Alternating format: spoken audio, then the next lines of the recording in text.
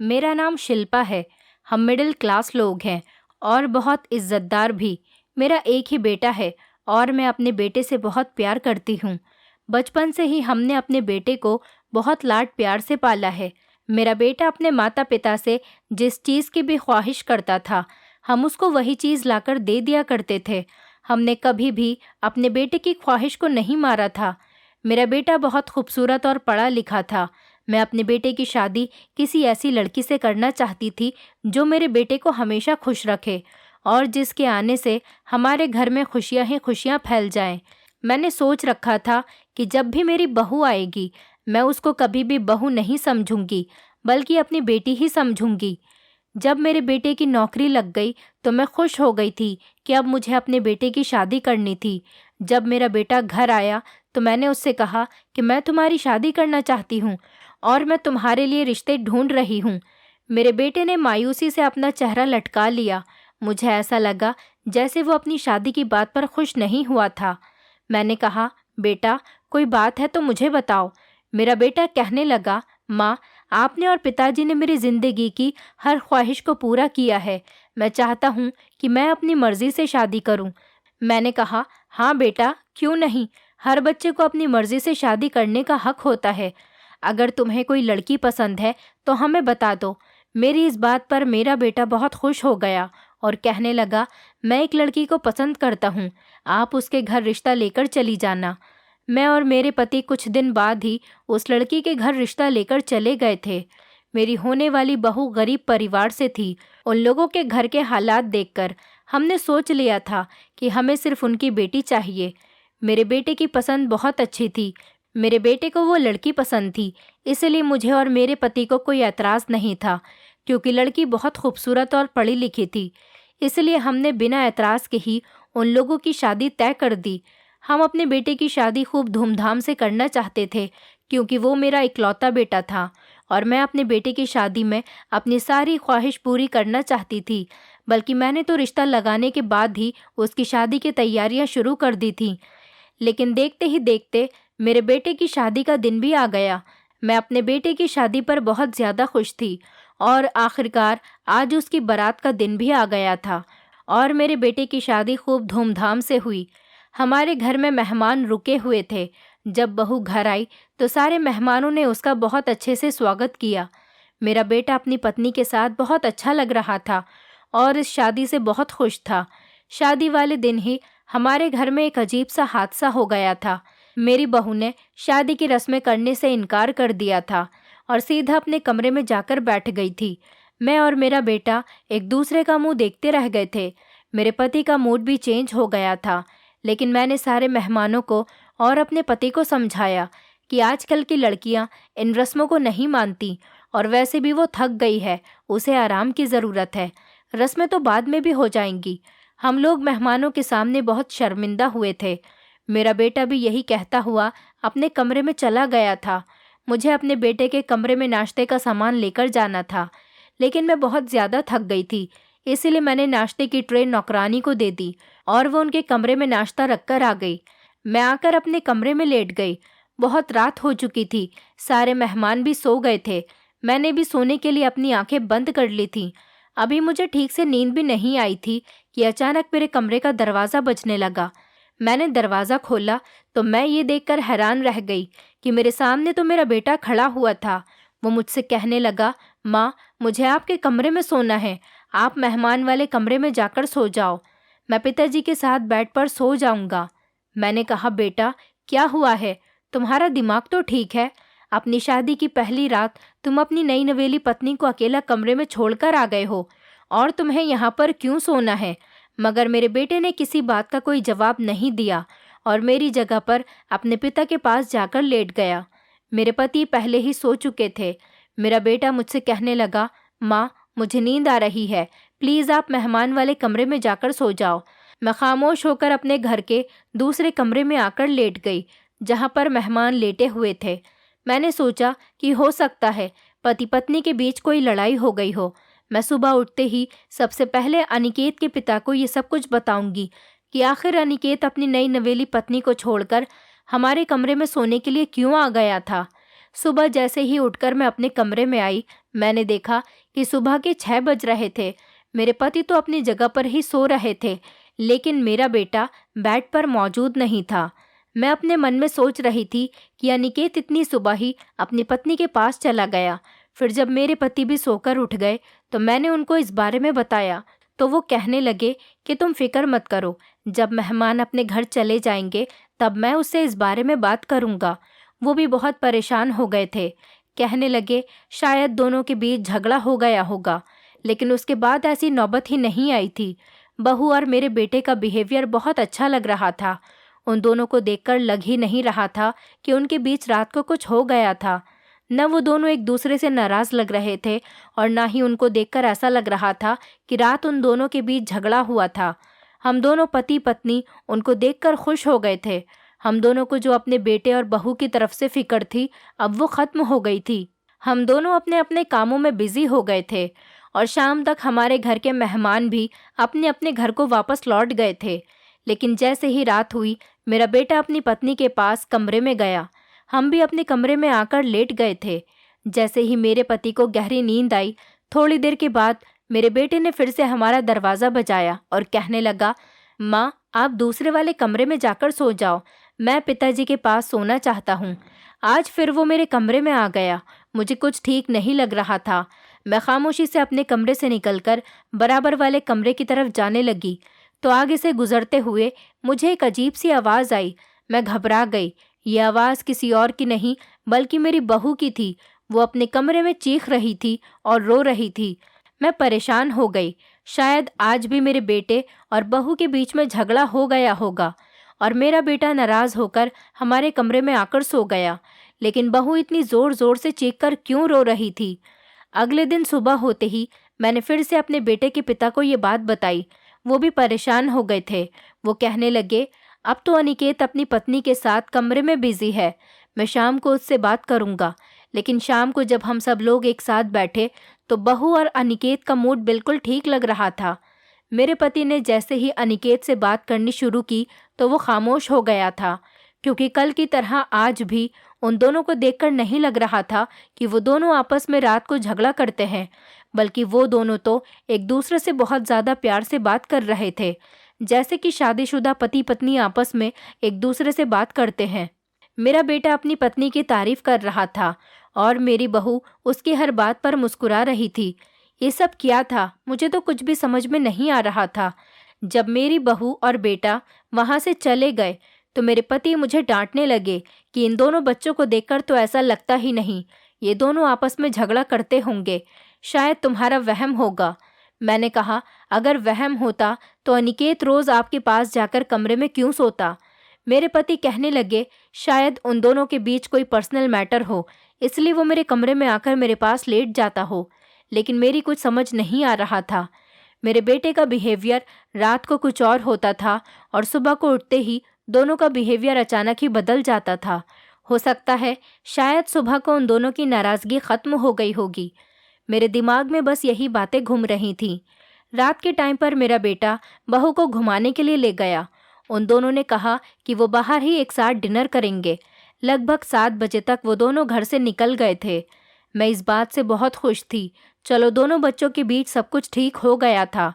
लेकिन ना जाने क्यों मेरे दिल में एक झटका सा लगा हुआ था कि बहू और अनिकेत के बीच में ज़रूर कोई ना कोई गड़बड़ तो है, जो रात आते ही वो दोनों एक दूसरे से अलग होने के बावजूद एक दूसरे के साथ सुबह में खुश हो जाते हैं। ये बात मेरे लिए तो काफ़ी हैरान कर देने वाली थी और मैं सोचते सोचते ही इतना परेशान हो जाती थी कि मेरे सर में दर्द होने लगता था। मैं अपनी बहू और उसके परिवार वालों को भी ठीक से नहीं जानती थी, क्योंकि उन दोनों की पसंद की शादी थी। लेकिन मुझे पूरा भरोसा था कि मेरे बेटे ने किसी अच्छी लड़की से ही शादी की थी। पर जब से शादी हुई है, न जाने ये लोग रात को क्या गड़बड़ करते रहते हैं और मैं यही सोच रही थी कि इस शादी का क्या अंजाम होगा। रात के 11 बजे तक लगभग मेरा बेटा और बहू घर वापस आ गए थे। वो जब घर वापस आए तो बहुत खुश नज़र आ रहे थे। मेरे बेटे ने बहू के साथ ली हुई फ़ोटो भी मुझे दिखाई। फ़ोटो में भी वो दोनों बहुत खुश नज़र आ रहे थे और उन दोनों को देखकर लग ही नहीं रहा था कि वो आपस में झगड़ते भी होंगे। मेरा बेटा और बहू बाहर से ही रात का खाना खाकर आए थे और साथ ही साथ मेरे और अपने पिताजी के लिए भी मेरा बेटा खाना पैक करवा कर लेकर आया था, जबकि हम दोनों पति पत्नी खाना खा चुके थे। लेकिन मुझे खुशी हुई थी कि मेरे बेटे को अपनी माँ और पिताजी की परवाह थी। पत्नी आने के बाद वो बदला नहीं था। थोड़ी देर मुझसे बातें करने के बाद वो दोनों अपने कमरे में चले गए। मुझे किचन का कुछ काम करना था, इसलिए मैं किचन में जाकर अपने काम में बिजी हो गई। 2 घंटे ही गुजरे थे कि अचानक मेरे बेटे के कमरे का दरवाज़ा खुला। मैंने जैसे ही अपने बेटे के कमरे की तरफ देखा तो मेरा बेटा अपने कमरे से बाहर निकल रहा था और कमरे के दरवाजे को बाहर से बंद कर रहा था। मैं उसे ऐसा करता हुआ देखकर बाहर चली गई। वो मुझे भी शर्मिंदा होकर देखने लगा और कहने लगा कि मैं आपके कमरे में सोने जा रहा हूँ। आपको जब नींद आएगी तो आप बराबर वाले कमरे में जाकर सो जाना। मतलब आज भी वो अपनी पत्नी को कमरे में छोड़कर मेरे कमरे में सोने चला गया था। मुझे बड़ी हैरत होती थी कि मेरी बहू अपने पति को कमरे से जाने क्यों देती है। कमरे का झगड़ा कमरे के अंदर भी तो रखा जा सकता है। आखिर ये दोनों ऐसा क्या कर रहे थे? जब वो दोनों कमरे के अंदर गए थे तो उनका मूड बहुत अच्छा था और फिर उनके कमरे में से लड़ने की भी आवाज़ नहीं आई थी, जिस बिना पर मैं ये समझती कि उनका आपस में कोई झगड़ा हो रहा है। वो दोनों तो बड़ी खामोशी और प्यार के साथ अपने कमरे में चले गए थे। आखिर ये सब चल क्या रहा था और इसमें क्या राज था? मैंने आज अपने कमरे में जाना ठीक नहीं समझा था। मैं हॉल में ही सोफे पर लेटकर सोने लग गई थी, लेकिन अचानक मुझे बहू के चीखने की आवाज़ें आने लगी और वो ज़ोर ज़ोर से रो रही थी। मैंने सोचा शायद अपने पति को कमरे से निकलने के बाद बहू को पछतावा हो रहा होगा, इसी वजह से वो इतनी बुरी तरह से रो रही है। फिर मैंने सुबह उठते ही देखा कि मेरा बेटा अपने कमरे में वापस जा रहा था और कुछ देर के बाद वो दोनों खुशी खुशी नाश्ता करने के लिए अपने कमरे से बाहर निकले। उन दोनों को देखकर लग ही नहीं रहा था कि ये एक दूसरे से नाराज़ हैं, बल्कि वो तो एक दूसरे से हंसी मजाक कर रहे थे। नाश्ता करने के बाद मेरे बेटे ने कहा, माँ, मैं स्वाति को उसके मायके लेकर जाना चाहता हूँ। वो शाम तक वापस आ जाएगी। मैं उसको छोड़ने जा रहा हूँ। मैंने उन दोनों को परमिशन दे दी और वो दोनों चले गए। मेरा बेटा तो बहू को छोड़कर थोड़ी देर में ही वापस आ गया था। जब वो आकर मेरे पास बैठा तो मैंने उससे बात की और कहा कि ये तुम दोनों के बीच में क्या हो रहा है? अगर तुम उस लड़की के साथ खुश नहीं हो तो तुमने शादी ही क्यों की थी? रोज़ रात को तुम दोनों अजीब तरह का तमाशा घर में लगा लेते हो। तुम्हारी पत्नी इतनी ज़्यादा बुरी आदत की है कि रात को वो तुम्हें अपने कमरे से बाहर निकाल देती है और तुम खामोशी से निकलकर मेरे कमरे में आ जाते हो। मेरी बात सुनकर मेरा बेटा घबरा गया था और बात को टालने की कोशिश करने लगा। कहने लगा, नहीं माँ, ऐसी कोई बात नहीं है, आपको गलतफहमी हो रही है। वो मेरी बात पर साफ मुकर रहा था, लेकिन उसने मुझे अपनी लड़ाई की वजह नहीं बताई। मुझे कोई गलतफहमी नहीं हो रही थी, बल्कि मुझे लग रहा था कि इन दोनों के बीच ज़रूर कुछ गलत चल रहा है। इन लोगों की शादी को धीरे धीरे 15 दिन हो गए थे, लेकिन हर रोज़ वही तमाशा लगा रहता था। जिस दिन से मेरे बेटे की शादी हुई थी वो मेरे कमरे में ही सो रहा था और मुझे पास के कमरे में सोना पड़ता था। इस बात पर मेरे पति भी उससे कुछ नहीं कहते थे। उनका कहना था कि हो सकता है पति पत्नी का आपस का पर्सनल मैटर है, इस वजह से वो दोनों एक दूसरे के साथ नहीं सोते।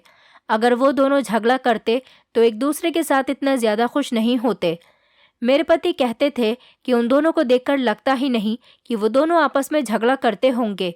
बस तुम्हें ये गलतफहमी रहने लगी है। न जाने तुम अपने दिमाग में बच्चों के लिए क्या क्या सोचती रहती हो। मैं बड़ा परेशान हो गई थी कि आखिरकार मैं क्या करूं। बहू के कमरे से सारी रात चीखने चिल्लाने की आवाज़ें आती रहती थी। बेटे से पूछने की कोशिश की तो उसने साफ मना कर दिया। मैंने अपनी बहू से भी पूछा कि तुम ऐसा क्यों कर रही हो, मगर उसने भी मुझे कुछ नहीं बताया। मैंने उसको इस बात पर बहुत डांटा भी कि अगर तुम्हें मेरे बेटे से शादी करनी ही थी तो फिर उसके साथ खुश रहो और सुखी सुखी अपनी ज़िंदगी गुजारो। इस तरह से करने की क्या ज़रूरत है। मैंने अपनी बहू को बहुत सारी बातें सुनाई थी, लेकिन उसने मेरी किसी बात का कोई जवाब भी नहीं दिया था। वो सिर्फ खामोश बैठी हुई मेरी बातें सुनती रही। मुझे उस पर और भी ज़्यादा गुस्सा आ रहा था कि अगर मैं बहू से कोई बात पूछ रही हूँ तो वो मुझे मेरी बात का जवाब नहीं दे रही। दूसरी तरफ मेरे बेटे का बिहेवियर भी यही था। दोनों ही मिलकर सच बताने के लिए तैयार ही नहीं थे और रात को अलग अलग कमरों में सो जाते थे और जब सुबह उठते तो इनमें आपस में इतनी ज़्यादा मोहब्बत होती कि जिसे देखकर कोई कह ही नहीं सकता कि बहू अनिकेत को कमरे से बाहर भी निकाल सकती है। दोनों रोज़ शाम को घूमने भी जाते थे और फिर घर को डिनर करके ही वापस लौटते थे। आस पड़ोस के लोग भी उनकी मोहब्बत की तारीफ किया करते थे, लेकिन उन्हें क्या पता था कि रात को यहाँ पर क्या तमाशा होता है। ये तो सिर्फ मैं जानती थी कि मैं किस दुख से गुजर रही थी। मैं बहुत ज़्यादा परेशान रहने लगी थी, लेकिन बहू मुझसे यही कहती थी कि माँ जी, हमारे बीच में किसी तरह की कोई नाराज़गी नहीं है, आपको फ़िक्र करने की कोई ज़रूरत नहीं, हम अपने मैटर खुद सॉल्व कर लेंगे। मगर वो मुझे बताने के लिए तैयार क्यों नहीं थी कि वो ऐसा क्यों करती है। उधर मेरा बेटा भी यही कहता कि मुझे अपनी पत्नी से कोई परेशानी नहीं, लेकिन मुझे कहीं ना कहीं अपने बेटे पर शक होने लगा था।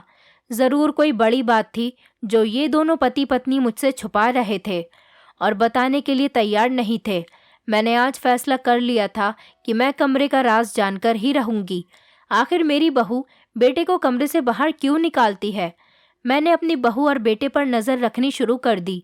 मेरे बेटे की ऑफिस की छुट्टियों के दिन भी ख़त्म हो गए थे और मैं भी सारा दिन घर पर ही रहती थी। जब मेरे बेटे की शादी नहीं हुई थी, मैं अकेली घर में रहती थी। इसी वजह से मैं पड़ोस में अपनी सहेली के घर चली जाती थी और थोड़ा वक्त वहाँ गुजार कर आती थी। लेकिन जब से मेरे बेटे की शादी हुई थी, मेरा वहाँ पर जाना नहीं हुआ था। अनिकेत ने भी ऑफिस जाना शुरू कर दिया था। मेरे पति तो शादी के 4-5 दिन के बाद ही नौकरी पर जाने लगे थे और पति और बेटे का कारोबार अच्छा था। मैंने यही सोचा था कि अब मैं घर पर ही रहूंगी और अपनी बहू पर नज़र रखूंगी और देखूंगी कि वो ऐसा क्यों करती है। उसका ऐसा करना बिल्कुल ठीक नहीं है, लेकिन मैं सारा दिन उसके साथ घर में दिन गुजारती थी।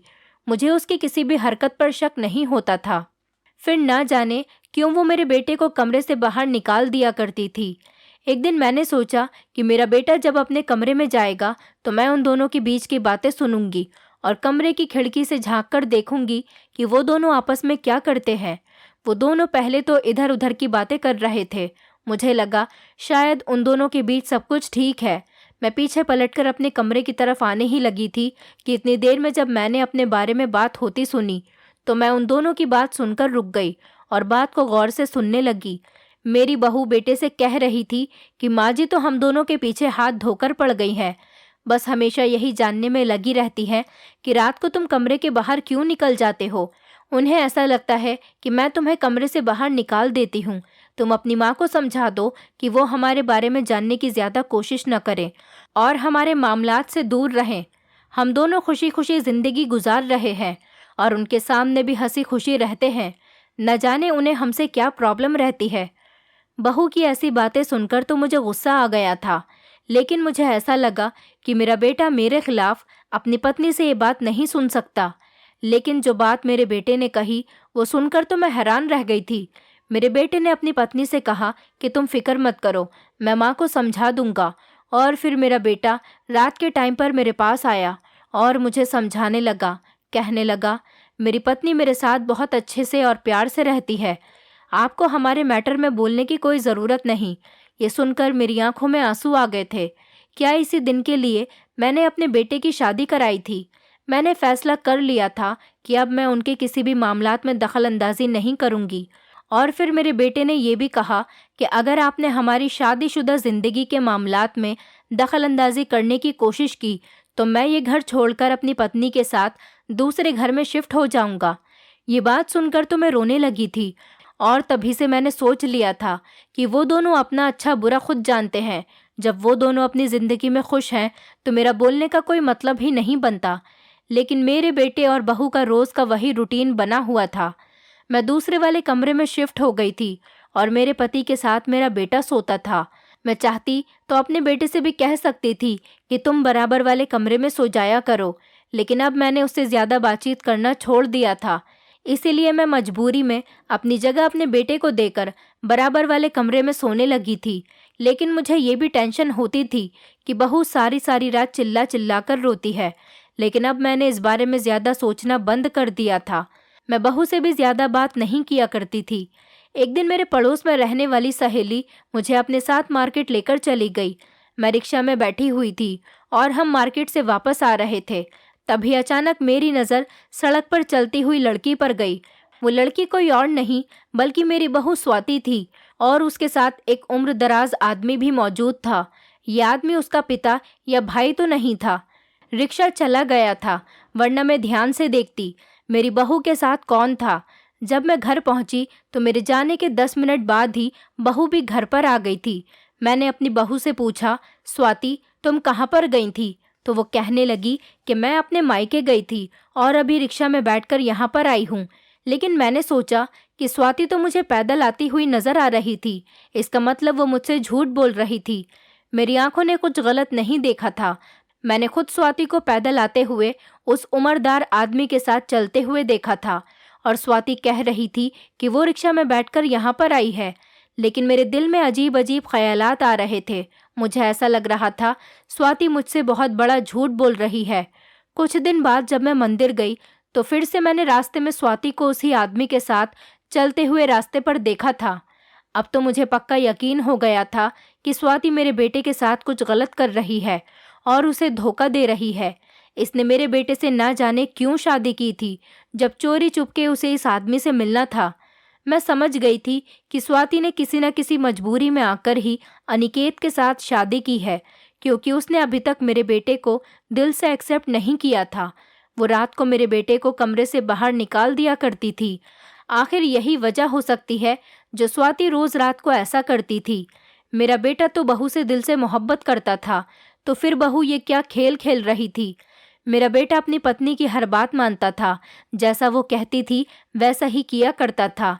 अब की बार जब स्वाति अपने मायके का बहाना लेकर घर से बाहर निकली तो मैं भी उसके पीछे पीछे चोरी चुपके निकल गई थी और उसका पीछा करने लगी।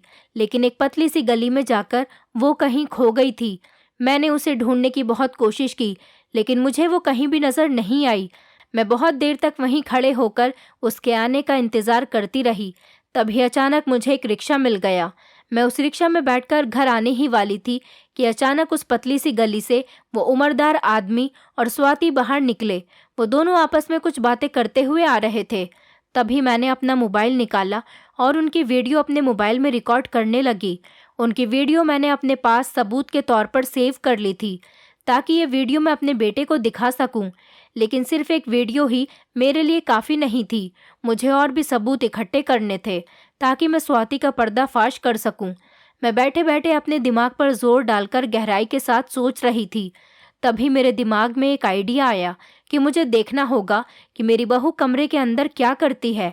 इसलिए मुझे उसके कमरे के अंदर किसी तरह से जाना होगा।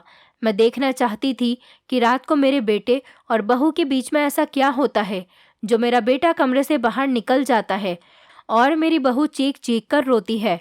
आज मेरे बेटे की छुट्टी थी और वो अपनी पत्नी को लेकर बाहर घूमने गया हुआ था।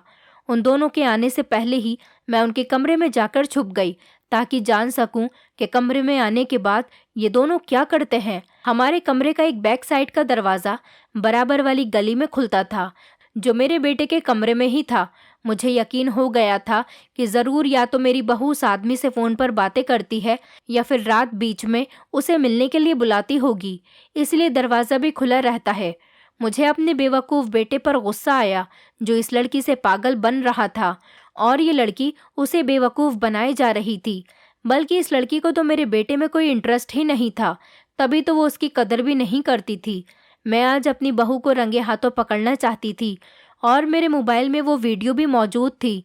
रात के 11 बज रहे थे जब मेरा बेटा और बहू कमरे के अंदर दाखिल हुए।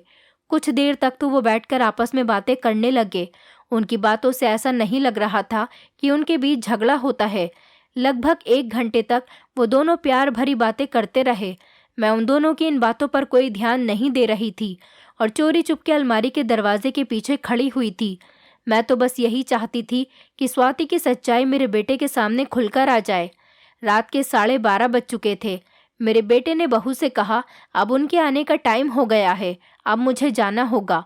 मेरे बेटे ने अपनी पत्नी को गले लगाया और उसका माथा चूमते हुए कहने लगा कि मैं जा रहा हूँ, तुम अपना ख्याल रखना। वो दरवाजे से बाहर निकल गया। उसके बाहर निकलते ही मेरी बहू ने किसी को कॉल लगाई। मेरा अंदाज़ा बिल्कुल सही था। मेरी बहू कुछ तो गलत कर रही थी जिससे मैं अनजान थी, और शायद मेरा बेटा भी। मुझे अपना शक सही होता नजर आ रहा था। मेरी बहू उस आदमी के साथ मिली हुई थी, लेकिन न जाने वो क्या करना चाह रही थी। वो बहुत देर तक फ़ोन पर बातें करती रही, लेकिन मुझे फ़ोन पर बातें करने की आवाज़ ठीक से सुनाई नहीं दे रही थी। कुछ देर बाद ही घर के अंदर जो दरवाज़ा था, उस दरवाजे पर दस्तक हुई। मैं घबरा गई थी, क्योंकि उस दरवाजे से कोई भी अंदर नहीं आता था। मेरी बहू ने जब दरवाज़ा खोला तो मैं हैरान रह गई कि ये तो वही आदमी था जिसको मैंने उसके साथ रास्ते में चलता हुआ देखा था। मुझे अपनी बहू पर बहुत गुस्सा आ रहा था कि रात के टाइम पर बंद कमरे में उसने किसी गैर मर्द को बुलाया था, जो कि ना उसका कोई रिश्तेदार था और ना ही उसका पति था। तो फिर वो भी यहाँ पर अकेले कमरे में एक खूबसूरत कम उम्र की औरत के साथ क्या करने आया था। मैंने सोच लिया था कि अगर ये दोनों कुछ भी गलत करेंगे तो मैं शोर मचाकर अपने पति और बेटे को कमरे के अंदर बुला लूंगी और रंगे हाथों अपनी बहू और इस आदमी को पकड़वा दूंगी। लेकिन ये क्या था, थोड़ी देर के बाद अनिकेत भी कमरे में आ गया था। अपने बेटे को देखकर मैं हैरान रह गई थी। ये चल क्या रहा था? इसका मतलब मेरे बेटे को सब कुछ पता था कि कमरे में कौन आता है।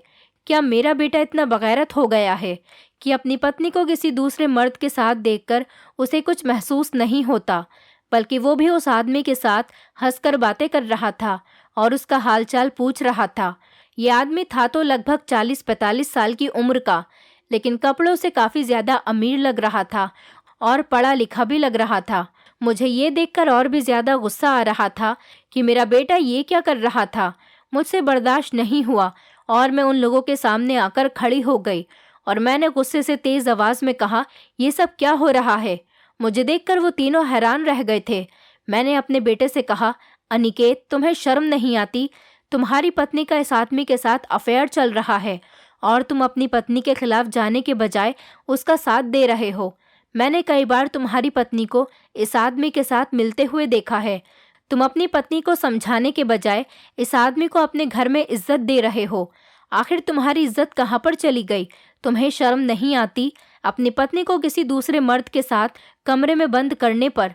क्या तुम अपनी पत्नी की मोहब्बत में इतने ही अंधे हो गए हो कि तुम में कुछ अच्छे बुरे की समझ भी नहीं रही और तुम्हें कुछ अच्छा बुरा दिखाई भी नहीं देता? मेरे बेटे ने मेरे सामने हाथ जोड़ लिया और कहने लगा, माँ, बस अब खामोश हो जाओ, मैं आपकी ये बातें नहीं सुन सकता। उस आदमी ने और मेरी बहू ने भी अपनी नज़रें नीचे झुका ली थीं। मेरे बेटे ने कहा, माँ, आपको नहीं पता स्वाति कितनी बड़ी परेशानी में उलझी हुई है और ना ही आप उसकी परेशानी जान सकोगी, क्योंकि आप भी मेरी पत्नी से नफरत करने लगी हो। आज जो सच्चाई मैं आपको बताने जा रहा हूँ, उसको सुनकर शायद आपको बहुत बड़ा धक्का लगेगा। मैं आपको बताना तो नहीं चाहता, लेकिन जब बात मेरी पत्नी की इज्जत पर आ रही है तो मुझे मजबूरन आपको सब कुछ बताना पड़ेगा कि यहाँ पर क्या होता है, क्या होने वाला है और क्या चल रहा है। आज आपके सारे सवालों के जवाब मैं देता हूँ, क्योंकि मैं भी आपसे इस बात को छुपा छुपा कर तंग आ गया हूँ। मेरी पत्नी इस आदमी से मिलती है और मेरी परमिशन से ही ये दोनों इस घर में मिलते हैं, और आप जानना चाहती हैं कि ये आदमी हमारे कमरे में क्यों आता है? क्योंकि ये एक साइकेट्रिस्ट है और ये इस शहर के जाने माने साइकेट्रिस्ट हैं। स्वाति शादी से पहले से ही इनकी पेशेंट है और ये मेरी पत्नी का इलाज करने के लिए यहाँ पर आते हैं। अपने बेटे की बात सुनकर मैं सोच में पड़ गई थी कि कैसा इलाज और क्या हुआ है बहू को। अनिकेत ने बताया कि स्वाति एक दिमागी पेशेंट है। इसके पिता शादी से पहले स्वाति का इलाज नहीं करवा सकते थे, क्योंकि उनके पास इतने पैसे ही नहीं थे कि वो बड़े डॉक्टर से स्वाति का इलाज करवा सके। मैंने स्वाति के पिता से वादा किया था कि मैं स्वाति का इलाज करवाऊंगा और शादी के बाद भी करवाऊंगा, क्योंकि स्वाति का इलाज 4 महीने का है। स्वाति दिमागी मरीज है, पहले बहुत ज़्यादा थी, लेकिन अब ट्रीटमेंट होने से धीरे धीरे ठीक हो गई है। ये डॉक्टर सुमित शर्मा हैं, ये शहर के बहुत बड़े साइकेट्रिस्ट हैं। मैं आप लोगों को ये बात नहीं बताना चाहता था, क्योंकि अगर मैं आपको ये बताता कि मेरी पत्नी दिमागी मरीज है तो आप मेरी शादी उससे कभी भी नहीं करवाते। आपको भी ऐसा ही लगता कि स्वाति पागल है, जबकि ऐसा नहीं है।